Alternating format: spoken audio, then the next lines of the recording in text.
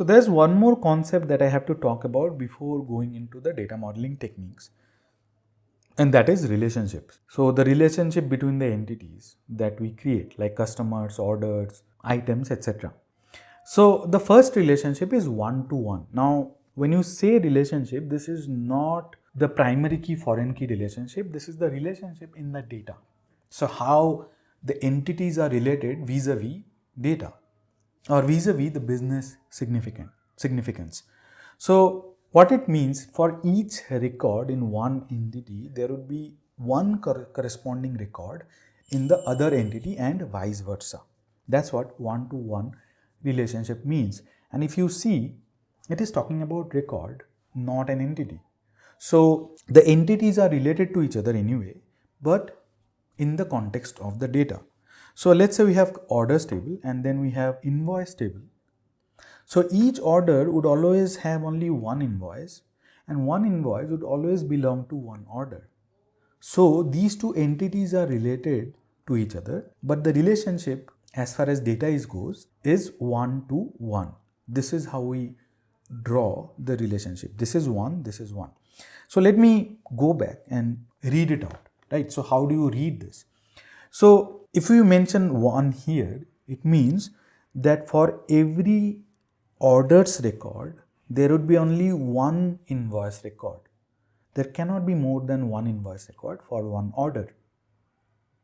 So this defines the relationship of data between orders entity and invoice entity with respect to orders. So you have taken, so consider yourself sitting in the orders table, and then before drawing this diagram, so we want to find out what is the relationship of data between orders and invoice. So you are seeing that, okay, I have one order here, and for that one order there is only one invoice. We cannot have more than one invoice. So that's when you put this one here. This is actually one. And now what you have to do, you have to come here, you have to sit on top of invoice. So you get the perspective of invoice also. You are sitting in invoice and you are seeing that, okay, for each invoice that I have here, there is only one order. So that's why you write one here.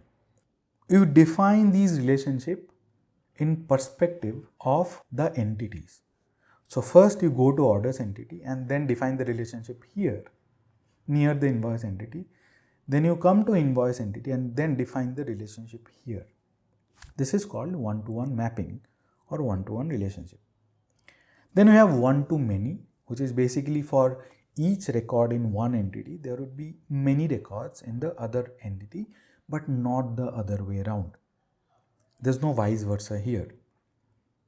So let's say customer and orders. So let's talk from the perspective of customer table first. We know that there's a relationship between the two tables, so definitely there would be line. Can a customer, a single customer or one customer, make only one order or multiple orders? Obviously the answer is multiple orders. We cannot have a system or a retail system wherein a customer is only allowed to place one order. The customer can place multiple orders. So you know that customer to orders is one-to-many relationship. Now we'll have to put something here. So many is used like this. So the relationship is basically one-to-many from orders. Again, so a customer can make many orders. We have not established the fact on the other way around, whether it is really one-to-many or not. Now let's move to orders, because we'll have to get the perspective of orders entity also. So can one order be made by multiple customers? The answer is of course no. One order can be made by only one customer. We cannot have multiple customers making single order. So it means that one order can be made or placed by only one customer. So it is a one relationship. One order would always have one customer. So now it has become one-to-many. It's not the other way around, right? Because orders, there can be many orders for one customer. So it's not one-to-many.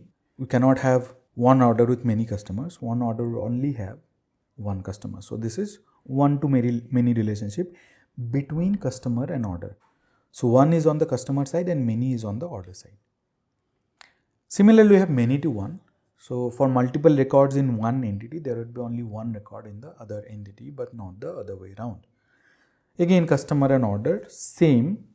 So it is many to one in the perspective of orders, one to many in the perspective of customer, and many to one in the perspective of orders. As simple as that. It is just the opposite of one to many. We can also have something called many to many relationship. So in case of many to many, the definition is that for one record in one entity, there can be multiple records in the other entity, just like one to many or many to one, but with a twist that it is true for vice versa also. Meaning for the in the other entity, for one record, we can have many record. Right. So just let me show you using example. So let's say we have orders and order items. Now you already know that there's a relationship between the two. So let's look from the perspective of orders. So for one order, can there be multiple order items? Yes, a single item can have iPhone, then iPhone charger, then screen guard, etc. So a single order can have multiple order items. So we have one to many relationship. Now let's go to the order items. Can a single order item have multiple orders? The answer is yes, because multiple customers can order iPhone. So the order item is iPhone and it can be there in multiple orders. So one order item can be there in multiple orders also. So it is also one to many. Look at them collectively, they are many to many relationship. So for one record in orders, there can be multiple records in order items. And for one record in order items, there can be multiple records in orders. This is called many to many relationship. And these are the only ones that I want to talk about before talking about the final one, which is denormalization. And denormalization takes us back to the first slide that I talked about in normalization. It is the opposite of normalization. Typically, we will be keeping the data in first normal form. So this is the data, this is the table that I created at the beginning of normalization and at the ending of first normal form. So this is what denormalization is. And denormalization is very famous nowadays. The reason is that the performance is much better in denormalization, because if we do normalization and put records in multiple tables, we'll have to use something called joins in both OLTP and OLAP databases. And join is a costly affair. It actually takes fair amount of CPU to do join. And if we keep the table in denormalized form, we do not need to do join. So we will not be using or will not be needing CPUs for joins at all. So in that case, we can keep a table in denormalized form also, because all the records are there in the same form. But it might not be suitable for OLAP systems mostly, because we keep historical data in OLAP systems. And the storage would be really high, because if we are keeping tens of terabytes of data, that might go to hundreds of terabytes because of data duplication. So maybe we do not use denormalization as much in OLAP, but it is a common phenomena in OLTP databases, because storage has become cheaper nowadays. So that's what the relationships are. And this concludes the data modeling concepts and relationships. Now we'll go into data modeling techniques. We'll start with ER diagram and then followed by dimensional modeling. Dimensional modeling would be a little lengthy, but that's fine.